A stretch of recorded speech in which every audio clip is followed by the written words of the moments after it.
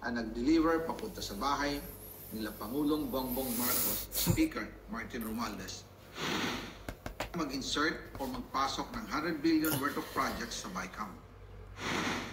Sana po ay hindi nila ako mapatay bago ko mailabas ang lahat. Ginawa ko lang ang utos sa akin, pero ngayon, handa na akong harapin ang lahat. Ginagamit ng administrasyon ang buong resources ng bansa para tumahimik ako. That he will shoot me if I will talk. Gagamitin ako bilang panakipbutas sa kanilang kampanya laban sa korupsyon.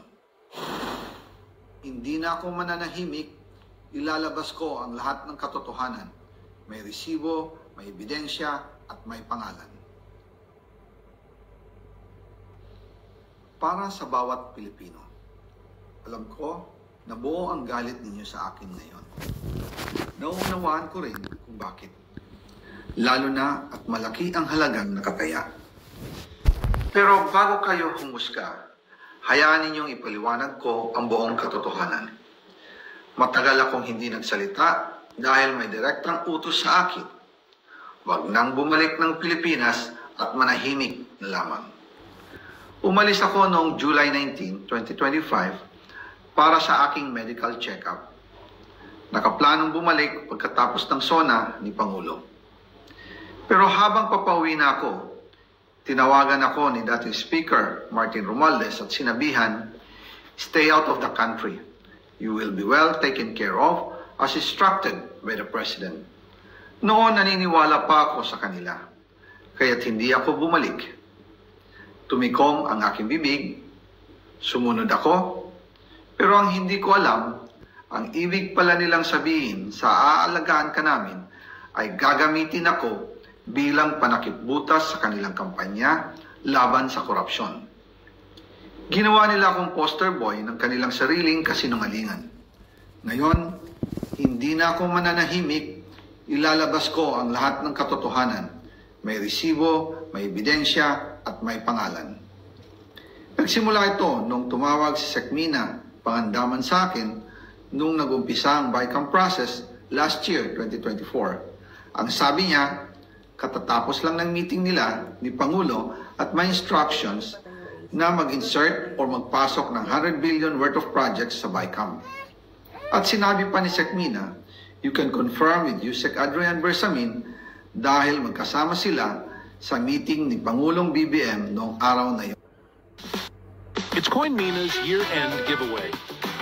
Verify your account and win $1,000 in Bitcoin, only for 5 winners. Your year could end with Bitcoin. Verify, win, celebrate on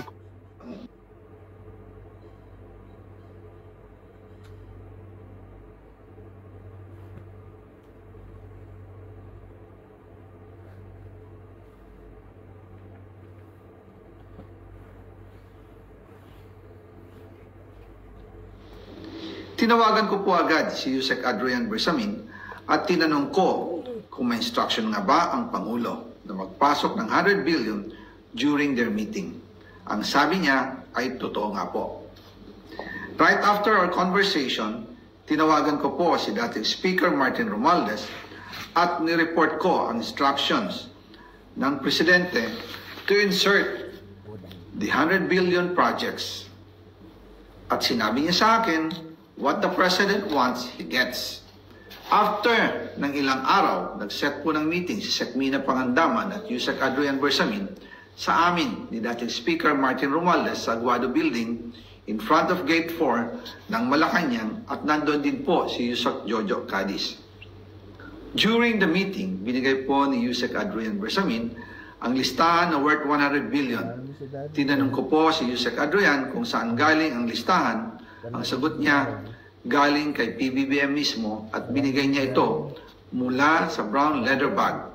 Nung sinabi po ni Yusek Adrian Bersamin, yung brown leather bag, naalala ko noong nasa Singapore kami right after the elections of May 2022 sa Hilton Hotel, kami ni dating Speaker Martin and PBBM habang pauwi at pabalik ng Pilipinas, hinabol ng PSG ang brown leather bag at ang sabi ni PBBM, Maiwan na lahat, wag lang ang brown leather bag.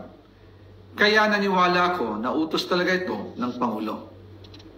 Pagkatapos ng ilang araw, I informed sina dating Speaker Martin Romualdez, Sec. Mina Pangandaman, Yusek Adrian Bersamin, and Yusek Jojo Cadiz na kung pwede 50 billion lang ang ipasok sa program funds dahil sobra ang DPWH funds versus sa DepEd. In practice, hindi pwede na mas malaki ang budget ng DPWH kaysa edukasyon.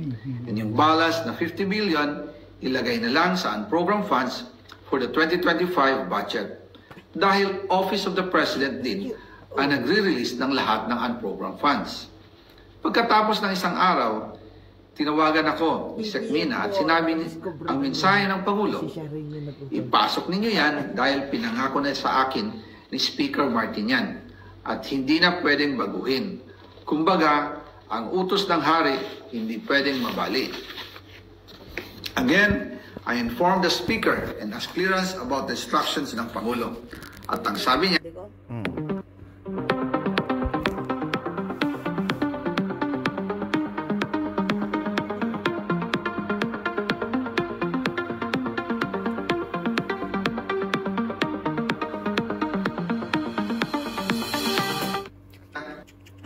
Good news mga kabayan para sa... wala tayong magagawa. Kaya po nagtataka ako kung bakit sinasabi ni Pangulo na hindi niya makilala ang budget. Samantalang lahat na binawas at dinagdag sa mga ahensya ng gobyerno ay humihingi ng approval sa kanya si Sec. Mina Pangandaman.